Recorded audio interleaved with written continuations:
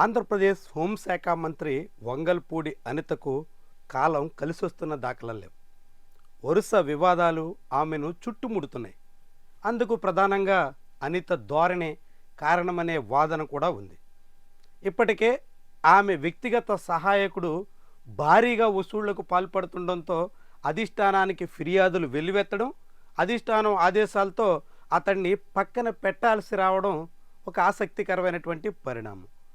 ఆ తంతు ముగిసింది అనుకునేలోగా రాష్ట్ర వ్యాప్తంగా సంచలనం రేకెత్తించిన నెల్లూరు లేడీ డాన్ ఉదంతంలో వంగలపూడి అనిత పాత్ర చాలా వివాదాస్పదమైంది. ఏకంగా 2 కోట్ల రూపాయల వరకు లంచం తీసుకుని జైల్లో ఉన్న శ్రీకాంత్కి పెరోల్ ఇచ్చేదానికోసం ఫైల్ ఎండార్స్ చేశారు అనే విమర్శలు ఆమె మీద వచ్చాయి.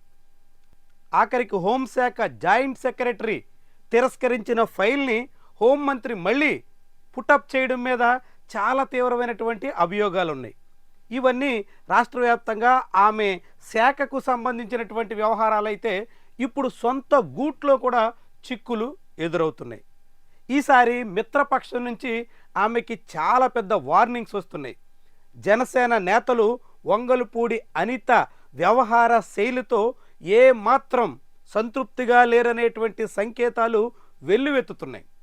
పాయకరావుపేటలో జనసేన పార్టీ ఇన్ఛార్జిగా ఉన్న గెడ్డం బుజ్జికి వంగలపూడి అనితకి మధ్య చాలా కాలంగా విభేదాలు ఉన్నాయి. తొలుత తెలుగుదేశం పార్టీలో గెడ్డం బుజ్జి కొనసాగిన కాలం నుంచి ఈ వ్యవహారం నడుస్తోంది. అలాంటి నాయకుల ఒత్తిళ్ల వల్లే చివరకు 2019లో వంగలపూడి అనితకు పాయకరావుపేట టికెట్ కూడా దూరమైంది. ఆ తర్వాత బుజ్జి జనసేన పార్టీలో చేరడం, జనసేన పార్టీ నియోజకవర్గ ఇన్ఛార్జిగా సాగుతూ ఉండడం, 2024 ఎన్నికల నాటికి మిత్రపక్షాలుగా ఇరువురు కలిసి పనిచేయడం, సానుకూల ఫలితాన్ని సాధించడం అంతా జరిగింది. కానీ ఇప్పుడు ఆమె హోంమంత్రిగా బాధ్యతలు స్వీకరించిన తర్వాత జనసేన పార్టీ ఇన్ఛార్జిని కానీ నియోజకవర్గంలో నేతల్ని కానీ ఎవ్వరినీ ఖాతరు చేయడానికి కూడా సిద్ధపడడం లేదు అనే మాట వినిపిస్తుంది.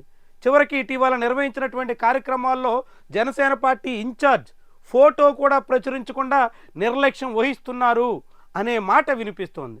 దాంతో జనసేన పార్టీ నియోజకవర్గ ఇన్ఛార్జ్ గెడ్డం బుజ్జి ఆయన అనుచరులు ఇప్పుడు హోంమంత్రికి బహిరంగంగానే వార్నింగ్లు ఇస్తున్నారు.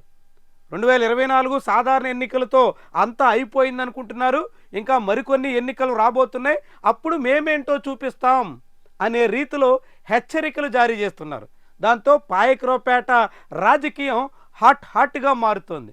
ఇప్పటికే రాష్ట్రమంతా అనేక రకాల విమర్శలు, ఆరోపణలు, అభియోగాలు నెత్తినెట్టుకుంటున్నటువంటి వంగలపూడి అనితకి ఆఖరికి పాయకరావుపేటలో కూడా ఏమాత్రం సవ్యంగా లేదు అనే సంకేతాలు వెల్లువెత్తుతున్నాయి. దీంతో హోంమంత్రి ఇప్పుడు ఇంటా బయట అనేక వివాదాల్ని ముడేసుకుంటున్నట్టుగా స్పష్టమవుతుంది. ఇవి ఎక్కడి వరకు దారితీస్తాయి, వంగలపూడి అనితకు ఎలాంటి సవాళ్లను తీసుకొస్తాయి, ఆమె వాటిని ఏ రీతిని ఎదుర్కోగలుగుతుంది అన్నది చాలా చాలా కీలకమైనటువంటి ప్రశ్నగా కనిపిస్తోంది. ముఖ్యంగా పాయకరావుపేటలో జనసేన కాపు కులస్తులు సహకారం లేకుండా అక్కడ వంగలపూడి అనిత గట్టెక్కే అవకాశం లేదు కాబట్టి ఆమె ఏ రీతిన ఈ సమస్యలను ఎదుర్కొంటారన్నది చాలా ప్రధానమైనటువంటి అంశం. ఇప్పటికే పాయకరావుపేటలో అనేక రకాలుగా భూసేకరణలు, దాంతోపాటుగా బల్క్ డ్రగ్ పార్క్ వంటి నిర్మాణాల కారణంగా మత్స్యకారులు చాలా తీవ్రమైనటువంటి ఆగ్రహంతో ఉన్నారు. వంగలపూడి అనితకు వ్యతిరేకంగా ఆందోళనలు కూడా చేపడుతున్నారు. ఆమె దిష్టి బొమ్మలు దగ్ధం చేసేటంత వరకు కూడా వెళ్తున్నారు. ఇలాంటి తరుణంలో జనసేన కూడా హ్యాండ్ ఇస్తే, జనసేన కూడా ఆమెకు దూరం అయితే చాలా పెద్ద సమస్యగా మారే ప్రమాదం కూడా ఉంటుంది. మరి ఈ తరుణంలో వంగలపూడి అనిత తన ధోరణిని మార్చుకుని మిత్రపక్షాన్ని కలుపుకుని పోయేదానికి సిద్ధమవుతారా, లేకుంటే ఇదే దూకుడుతో అందరినీ దూరం చేసుకుని ఆ తర్వాత చిక్కులు ఎదుర్కొనే పరిస్థితిని కొని తెచ్చుకుంటారా? ఇదే చాలా ముఖ్యమైనటువంటి అంశంగా కనిపిస్తోంది.